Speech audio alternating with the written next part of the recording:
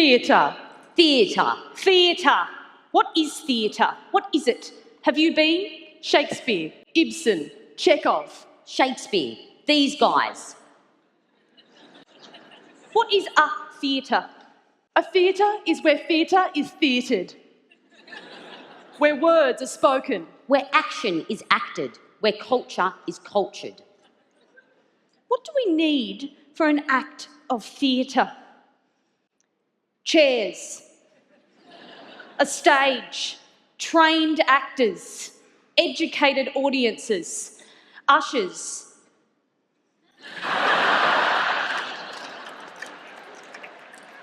I sometimes like a little dog on stage, preferably in a hat. You wouldn't put a cat on stage though, would you? No. Everyone knows cats can't act. Although ironically, cat is an anagram of act. Makeup. Even if you can't see the makeup on the actors, it's important to know that they're wearing some. There's nothing worse than a theatre show where you can see the actor's actual skin. Yuck. Ugh, yuck. Costumes. You need costumes, preferably period costumes. Although it can be a modern interpretation, like that Lady Gaga. Now she's popular because of her modern costuming. But you see, the trick is a lot of her costumes really are period costumes, from the period of like Madonna.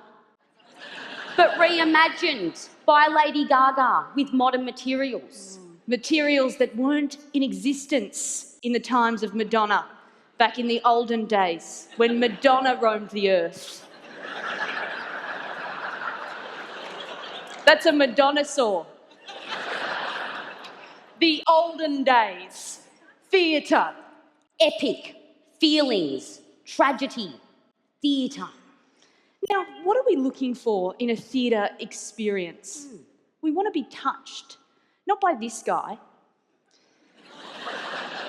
but by these guys. Emotions. Comedy. Tragedy. Confusion. Boredom. Emotions. We want to feel something in our bellies, in our hearts, in our innermost private parts. Now, what's another reason we might go to the theatre? What's that? Entertainment? Wrong. Wrong. We go to the theatre to learn about ourselves, to find out who we are, look at our cultures and our values. Yes, and to improve our social standing. Because that's what the other doctors do with their wives. Theatre isn't for people. Theatre is for people educated in theatre. Reserved for those who put in the effort, who bothered to attend our best schools. Yes, but with so much theatre out there, how do we choose what to go and see? How do we navigate that unknown cultural terrain? It's a tricky task. As we all know, 90% of everything is shit.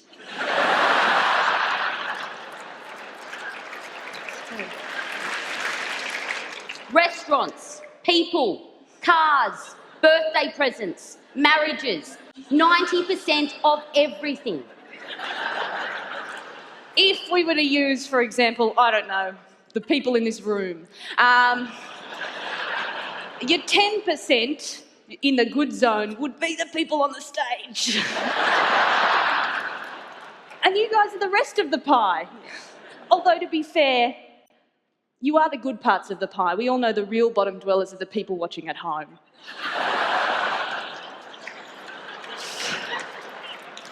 The same 90% rule applies to theatre. So when choosing the 10%, the good stuff, some people find that a title helps. It needs a title. Yeah. If it doesn't have a title, well, if it doesn't have a title, you don't know what you're going to see, do you? No. If it doesn't have a title, people say, what are you going to see? And you say, I'm going to see... And they think you've had a stroke.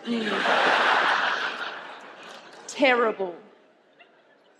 And the title, if it has one, can give us clues. Merchant of Venice. Must be about Venice. Oh, I love Venice. I love the cuisine. 2 tickets, please. I only want to see plays about places I'm interested in or want to go to. So, Venice, Paris, America. See, angels in America, people go, angels? America? Oh, heaven, I'll go. They called it AIDS in America. No, you would not go, I don't want AIDS. If they called it AIDS in Western Sydney... No, God, no. No way. AIDS in Western Sydney, I don't want AIDS, I don't want Western Sydney, I grew up there. Yeah. But, guys, a title can be misleading. Les Miserables is actually a very good play.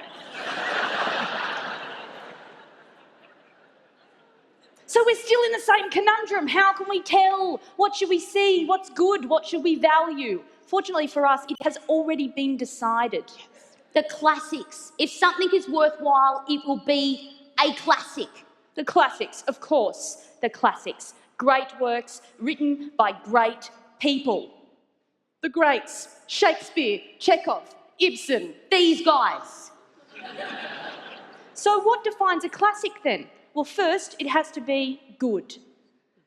But let's unpack that idea of good. The Oxford English Dictionary defines good as being of a high standard, containing the desired qualities. For example, it was a good restaurant. It's good because it's good, it's clearly good. And if we return to our graph, we can see that Shakespeare falls easily within that top 10% of good. Now, I've heard a few people say, I have, that they don't like Shakespeare. Wrong. If you say that, you are wrong. When seeing a classic afterwards in the foyer, you must always say that it was good. Yes. Personally, I like to add something extra. I'll say, it's just such juicy language, isn't it? Oh, God, yum. So, the classics are good. They are also old. Now, did you know nothing of any value has been written in the last 75 years? Which, coincidentally, is the exact amount of time that it takes for a work to go out of copyright and be freely available for use. Ha! And the third defining feature of a classic, and we've all heard it, the great truism, the classics are universal. These stories cut straight to the heart of human existence, human nature. Who we are, who and how we should be. Our essence. As we all know, human nature is a set, static absolute. Men are hunters. Women are gatherers. People who live in colder climates are more cultured.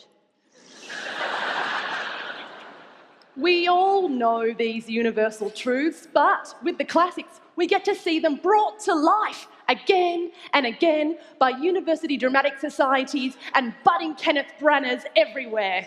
The classics. The classics. All good, all old, all universal, all written by great people. Generally men. White men. Shakespeare, Ibsen, Chekhov, these guys. Now, as the classics are all universal, and they were all written by white men, we can safely assume that the white man has a unique access to universal truths. The white man can speak for all of us, and his stories represent all of us. His stories are our stories. We're all in them. We all get married. We all have children. We all disguise ourselves as boys when we go into the forest for safety. We would all want our fathers to kill us if we were raped. Immediately. These things are universal. These texts speak to us all. We are all in them. Now, I hear what some of you might be thinking. Wait a tick, I don't see myself in the classics. Am I invisible? What about me? Oh, my baby's crying. My lesbian girlfriend got her period on our second-hand macrame tablecloth. No one wants to hear that story. No. Newsflash, minorities, your stories don't matter. Cry me a river. The truth is, if you don't see yourself in the classics, it's because you're either radical, inferior, or you simply don't exist.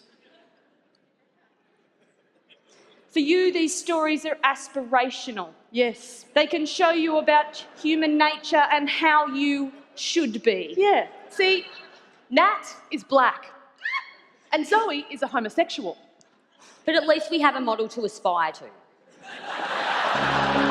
Now, more than ever, we need to maintain our reverence for the classics in this age of Gen Y and their selfies and apps.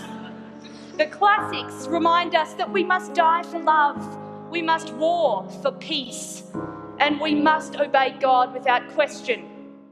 And I'm sorry, Gen Y, but there isn't an app for that. We must keep watching, imagining and reimagining the past. The classics uphold those great traditions of religion, the monarchy, the patriarchy, the feudal class system. We must hold firm to these ideals. Unlike the popular idiom, we can stop progress. And, my friends, we must. If we lose the classics, we lose control. The top-down hierarchies of high culture would crumble.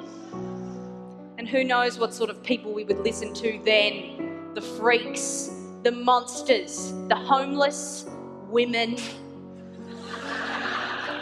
Society would entropy into a cultural apocalypse. A dystopian free-for-all where nothing is sacred. Where new ideas are allowed to take hold. And where anything is possible. Thanks. Thanks. Thank you.